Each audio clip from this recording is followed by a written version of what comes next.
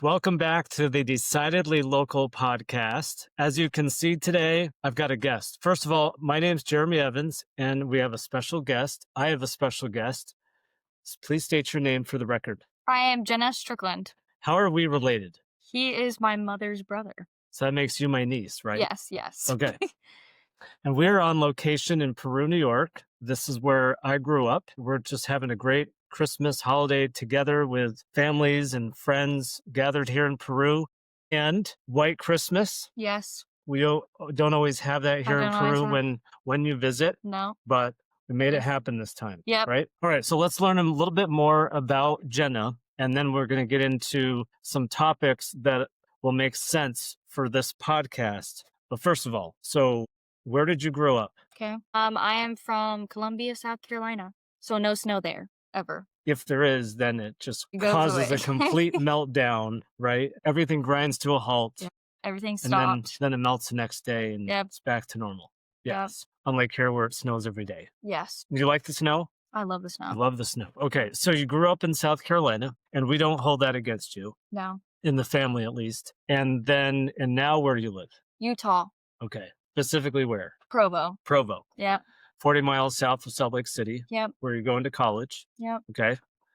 What are you studying? Speech language pathology and audiology. Well, communication disorders. And you're going to your plan is you're graduating this coming spring, and you are going to go to graduate school, hopefully for what? What do you want to be when you grow up? A audiologist. Audiologist. Yes. Okay. So we've set the stage. Anything else exciting happening in your life? I'm getting married. Congratulations. We've already told you that. Very exciting. So that's happening in May. And talk to us about your fiance. He is from Northern California, so he's not very prone to snow either, a little bit.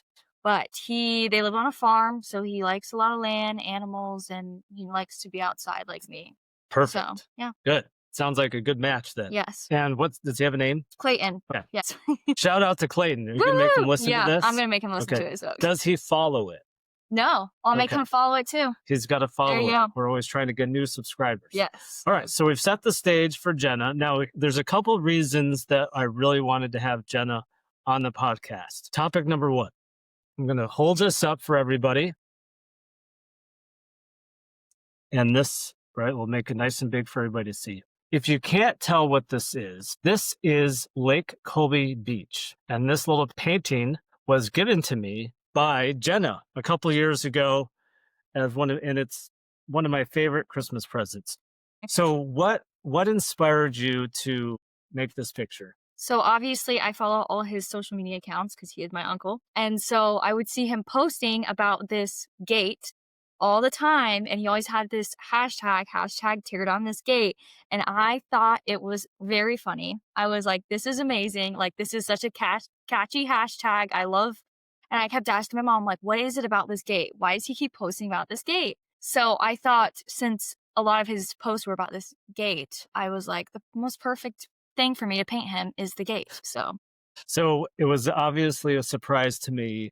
And you must have used a picture that I posted. Yes, I did. To make that. Yep. Yeah. So let's give a little bit of background for why I have all of these pictures out there of the Lake Colby Beach gate. The reason is that the Lake Colby gate, the beach at Lake Colby, has a gate put up far too often. And in the summertime, you can't legally get into the beach before 10 a.m. and after 6 p.m. when there's no lifeguard on duty. And the question is, why is that? Do you know why I don't know. I can't figure it out either. Yeah.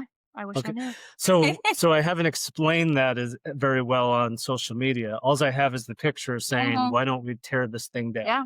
Yes. All right. So let's talk about that for just a second. The reasons have changed. Back in the olden days, when I used to work for the village of Saranac Lake and would bring this up, the answer was, well, it's insurance.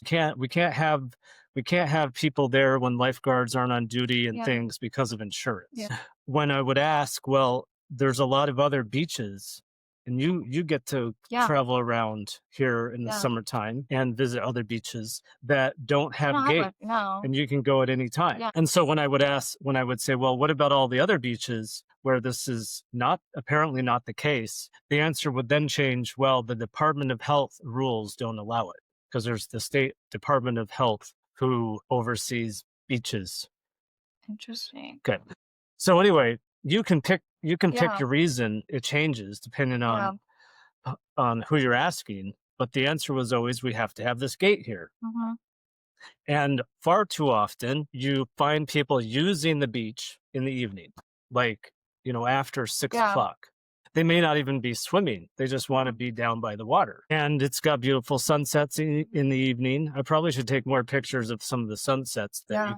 you can get from that park. And so for a long time now, I've just made the argument that we should be tearing that gate right out of the ground and allowing people to use that park at any time. Maybe a lot of parks in the village have a dawn to dusk are closed, dusk to dawn. Yeah.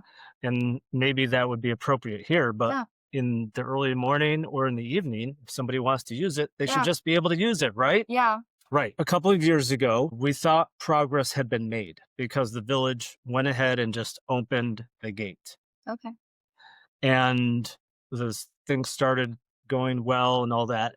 But then they got in trouble from the Department of Health again and actually were fined for leaving the gate Oh. open. Now, this is the same Department of Health that regulates beaches all over the North Country. Yeah. And there's many beaches that are open that don't have any gates. And the question is, do you think they are being fined as well? Yeah. I don't know. I doubt it. I doubt it too. So one of the things that I've felt is that if Saranac Lake is going to be held to a certain standard, And everywhere else. isn't it only fair that Yeah. everybody Everyone's else held should to the be? same standard. Yeah. Yep. Or just decide not to be that way. No. Yeah.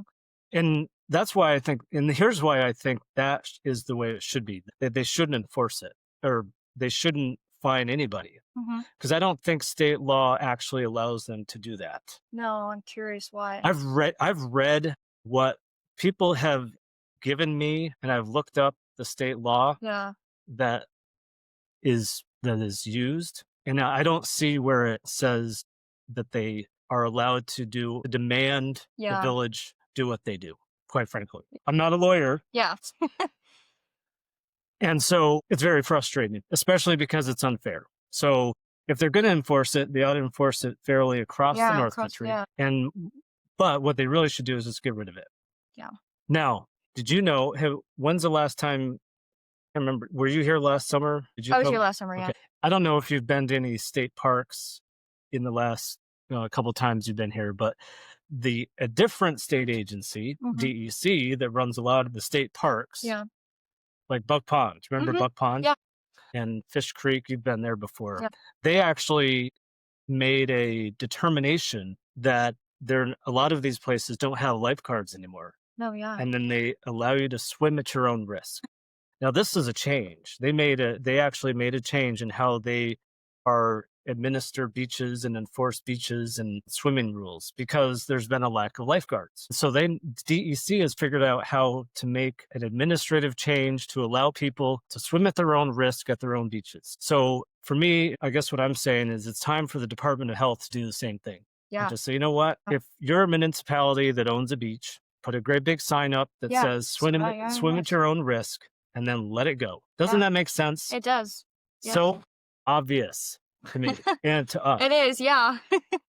But we're talking about government and in particular, New York State government. Mhm. So logic and common sense doesn't always rule the day. Anyway, we'll go into a different topic and we can talk about this one again in the future, but I'm just going to put this amazing picture back up and say thank you because it's one of the best presents I've gotten over the last few years. Stay tuned because in the springtime, I'll probably on some beautiful, nice day Yes. when people are trying to get out and about, It will be I'll go closed. running by that again and take yet another picture Yep. of the gate closed. Yes. Okay, second topic. You like it here Yes. in the North Country. Yes. You told me it wasn't me. You told a family group Yes, text. family group text. Yeah, Yes. what did you say in that text? I said, and you can quote me on this. Oh, No, look it up. I said that I want to be an audiologist in upstate New York and maybe in the Adirondack Audiology Clinic somewhere that I've shadowed a few times.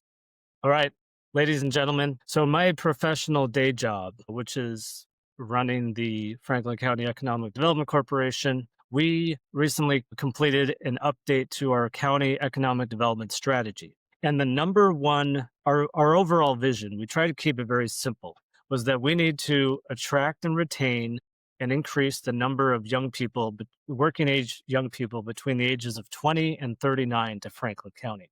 Because right now we're losing that population.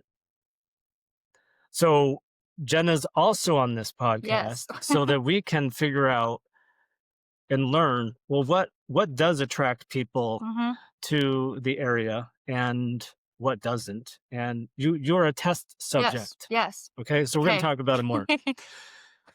Why do you like it up here? I mean, you didn't grow up here, but you've been able to visit just about every year, Yeah, every year. especially in the summertime.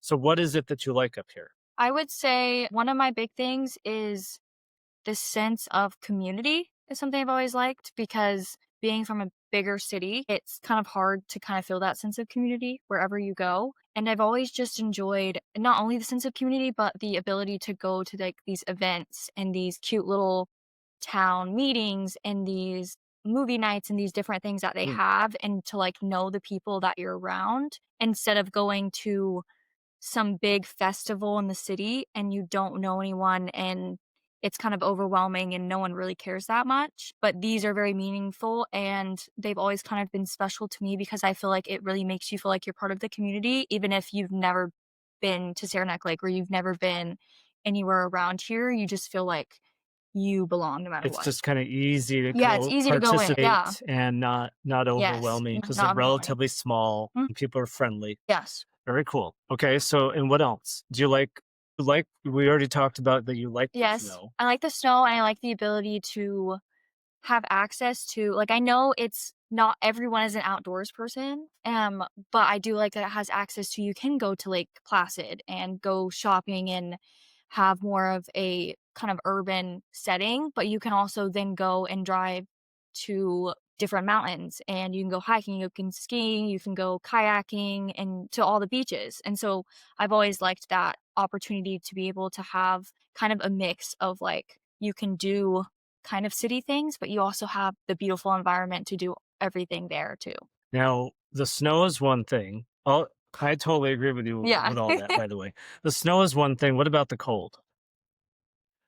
I mean, today it's true. it was a little chilly Yeah. out. I mean, I'm the type of person where I rather be cold than hot. So, and I feel like you can always add something to your wardrobe to be warmer. So I feel like it can make things hard, but I feel like if you make the effort to make something exciting or like have something fun to do outside, then like people are willing to do it. People are willing to go outside. You know, the school schedules never allowed this, but you need to somehow get up to the Saranac Lake Winter Carnival.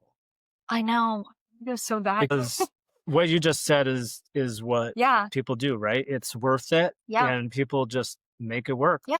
It's called layering. Yeah. You already said it. That's what I'm saying. Yeah. It's about layering. All right. So what does Clayton think of cold weather and snow? Good question. I mean, good. We have to talk about that. Yeah, I know. Or doesn't it matter? It's okay if you want to say that his opinion doesn't matter. That's his okay too. opinion matters, but I've also kind of made up my mind in some sorts to where I'm like, I appreciate it, but at some point in my life, I'm going to live here. At some point, like I want to. But he doesn't love the cold. I feel like most people don't love the cold. He can handle snow, but he also is very open. He's always wanted to live in Wyoming. And so my argument is Wyoming is worse than this place. And Wyoming has no one. They don't have events. They don't have our cute town. They don't have all the, like they have nature and things like that. But I don't know. I feel more of appeal here than there is rural Wyoming in the middle of nowhere, especially from friends I have who are from there and they're like, do not go live there. So yeah. Wyoming certainly is a cold and windy place with small towns, but Yes. Yeah. There are some similarities. There are, yes. Yes, but I think I totally agree with you. There's something warm about, There is very even something, though yes. it's cold, it's still warm. Yes. The community Yes. sense of things, right? My best way to describe it would be, for me, it feels like at Christmas, there's that warmth and like that happiness. I feel like Yeah. it's here 24/7, Oh, no matter the time of the year. That's kind of how I feel like this area, if that makes sense, that I analogy. Yeah. it totally does, and I Yeah. think a lot of people listening who live here would say the same thing. Yeah. Okay, so let's talk about some of the barriers of somebody who's not from here Yeah. having to start a life out, trying to make the decision to live here. And you don't have Yeah. to pretend to be anybody but yourself No, yeah. and Clayton. And within what you guys are looking at is you figure out, because you're both trying to go to graduate school, Yep. right? Well, I am, but yeah. Okay. You're going to graduate school and then you got to figure out how to Yeah. start life out. Yeah. So what are some of the things that worry you most as you're trying to figure all this out? Very I would exciting, say, but yeah, obviously yeah. there's No, stuff there's to a lot to think think about. about.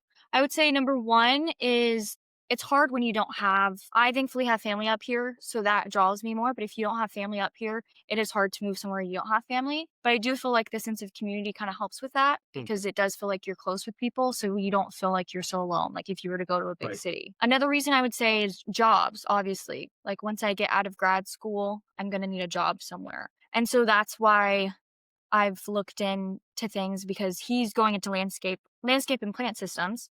So it's very like, okay, I might have a job, but do you have a job? Right. So being open to what are the different job opportunities and if there are a lot of openings, because I could come into a small town and they're all full. So it's good to know there are job openings and people are willing to look for help. Yes. And then obviously a place to live that's affordable and not, we'll be out of grad school in debt, so I can't afford $1 million house or Right. something. So Right. There's a lot to think about. So what the official term for one spouse, one member of the couple finding the job, and then what do you do with the other one? It's called the trailing spouse. You heard that term yeah. before? Yeah. What do you do with the trailing spouse? Yeah. It's really Yeah. important.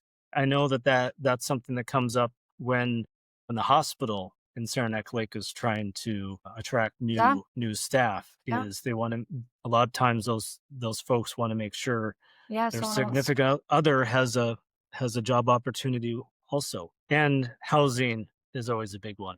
Yes, But you're willing to figure all that out. I am. Yes. The question that I've got for myself and for all of us is how do we take somebody like Jenna and make it easier for her and her fiance Clayton to make their way to upstate New York, specifically the North Country Yeah.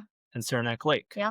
What are we doing about housing? Because it's a big deal. Uh-huh. It isn't easy. We've always joked about weather across group chats and stuff. Yeah. And because our house sometimes in the gets so cold, like your house, the inside of our house It's so cold. is colder than The outside. Yep. in South Carolina. Yeah. Yeah. So it's a real deal, Yep. but it's totally worth it for all the Yeah. reasons that we were already talking about. And I don't, that's the challenge that we've got to figure out is how to make it easier for young people to start out in a community. I don't know where I was or what I was reading or who I was talking to recently. And the question came up about tax exemptions to help seniors stay in their home longer. So if you're a older senior and you have a fixed income, you don't have a job, Yeah. you just have retirement or Social Security, if your taxes go up a lot, it makes Yeah. it really hard for you To to stay in afford. your home. Yeah. And I think we can all relate to how challenging that would be. Mhm. And so there are exemptions that communities and states do to make it easier for older people to stay in their home by Yeah. reducing their tax bill. And I think there's a lot of support for that for all sorts of reasons. But what the question I have is, how come we don't spend as much time thinking about how to make it affordable for for young people Yeah. when it comes to housing? And True. if they want to buy their first home Yeah. and they have to pay property taxes on it, Mhm. what kind of exemptions are available to them when they're first starting out and they have so many things, like you said, Yep. like student loan debt and all sorts of other things that Yeah. you've got to. So I'm not saying that we shouldn't be trying to help out But seniors, right? other But seniors. I don't think we spend enough time thinking about Mhm. what how to help out young people when they first start out. You agree with that? I definitely agree with that. Yeah. 'Cause you're going to be living that. Yeah. Yeah. So that's just one example. I think we need to do more to kind of have a culture shift, not away from taking care of everybody, but really trying to figure out if we want young people to be able to move to our community, we we have got to to really kind of think about think them. differently and think about them in general. Ah. Let's- all right, let's see. What have we, any other challenges that you can think of? I would just say, kind of like what you said. I mean, yeah, you gotta. I feel like the trailing spouse is the biggest thing. You gotta make sure that it's not a one-sided decision. So as much as I would like to come to upstate New York, Yeah. it's definitely going to be a joint decision. And so it's nice to be able to have the flexibility, if possible, to see opportunities for both of us in the community. Yeah, right. Now, I don't it's personal, but you have a number of options Mm-hmm. available that you're looking into Yeah. for graduate school. We Mhm. won't go through the list. Yeah. But one of them is in New York State, Mm-hmm. right? And so I don't know, let's cross our fingers. Yes. Let's hope there's good scholarships or Yeah. something. Yeah. And it's and there's a place for Clayton Mhm. to go to school also nearby. So that's pretty cool. Yeah. How are you gonna make that happen? Good question. What are we gonna Well, make? yeah, what are you gonna we, as people that want new people to Yeah. come to our state and to Saranac Lake, gonna do to help make that happen? I don't know. I don't know, but I think it would be pretty cool. yeah, And would it's be. not that far away. No, it's not. You can get there in you can make a day drive. It's Yeah, a day long drive, day drive, but but not bad. not bad. Yeah. Yep. Very cool. Okay. Anything else what other things, just to finish up on a positive note, what other memories do you have of spending time up here that we should talk about? I would say my favorite things are I've always enjoyed like downtown Saranac Lake. That's always been my favorite. I know we've done like I was talking about earlier, the movie nights, the events. I love the events. I know you did an episode about events Yep. Earlier, and I really enjoyed just like listening to the ideas you had because I really do think events bring together community and other people. And for me, that's been one of the big things because we don't have really events where I'm from unless it's like a citywide thing. But And they're big no, they're big scale. things, yeah, and it's Right. not like cute little town events. Yeah. Like I remember us going to like a movie night in the park in the little square, and that was really enjoyable. And then going to the lakes, like you said, going to the beaches and going kayaking and just being able to swim and like relax. Or one of my favorite things to do is just like sit on the beach in watercolor. So that's something I like to do. Yeah. That's very fun.